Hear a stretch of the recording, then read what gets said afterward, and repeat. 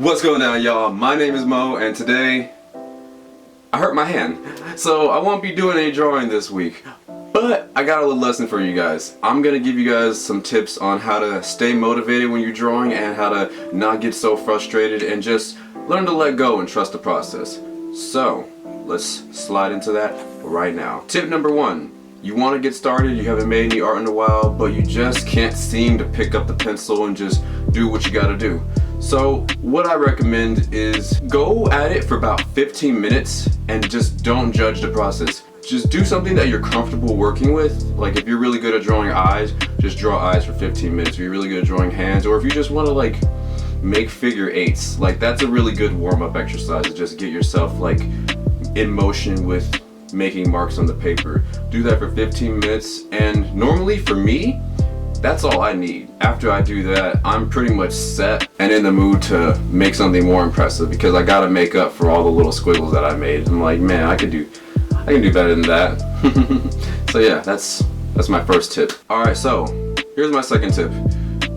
If you're making a piece and it's not really coming out the way that you want it to be, just keep going. Trust the process. When you're focused on how it looks right now, you're living in the future and you're not really focused on the present moment. And drawing is kind of like meditation. You're not focused on what happened in the past or what's going to happen in the future. You gotta be in this moment. You're creating the future constantly. And the only way to get to that is to stay focused and just focus on the line that you're making right now with your hand. Don't judge it, just be in the moment and just try to make each line that you make the best possible with little to no expectation. Alright, now, tip number 3. Be inspired, but don't be discouraged.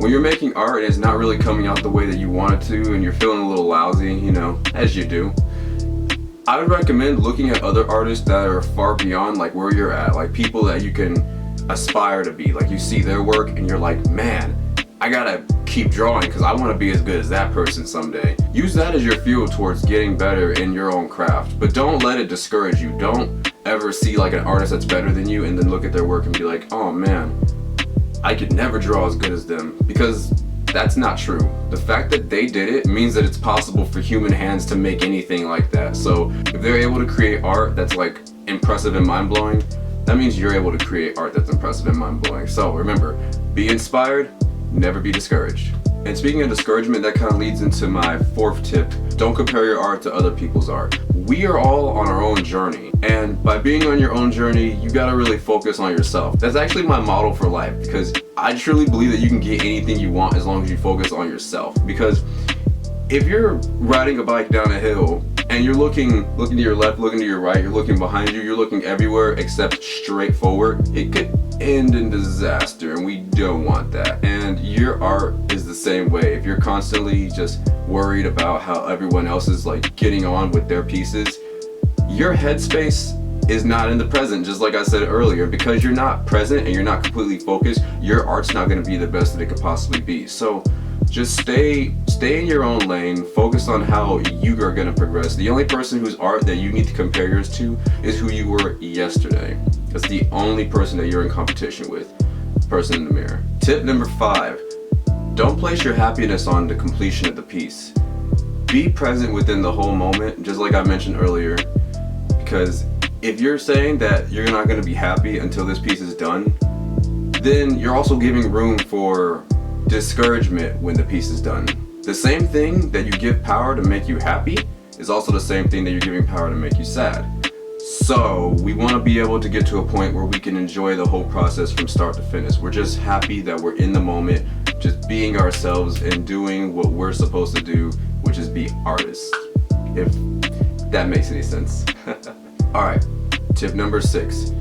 If you're having a hard time making a piece, you're thinking it's not really going anywhere, try to break it down into small, digestible, bite-sized portions. Like if you're trying to draw an entire face, first just focus on trying to get, I don't know, one eye good, and then work on your way towards the nose and then the mouth. Yeah, try and like break it down into sections and then see if that works for you, because when you see it as like the face and all these like intricate details, like down to like every pore and eyelash, it's a little intimidating that way. So you want to like break it down into like a step-by-step process And then that way, it's not really like trying to construct the face. You're just putting together a puzzle. And I don't know about you, but I like puzzles. So yeah, that makes it a lot more fun for me. Just seeing it as like a little like A, B, C, D process instead of just making the human form. Alright, and my last tip, lucky number 7.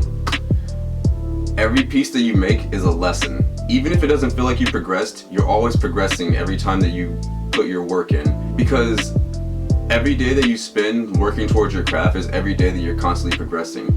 Let's say you were supposed to dig a 5-foot deep hole, and if you were to dig 1 foot a day, within 5 days, you would already be pretty deep, right? So see it like that. Just sort of chip away at like making art slowly but surely until you get to your destination.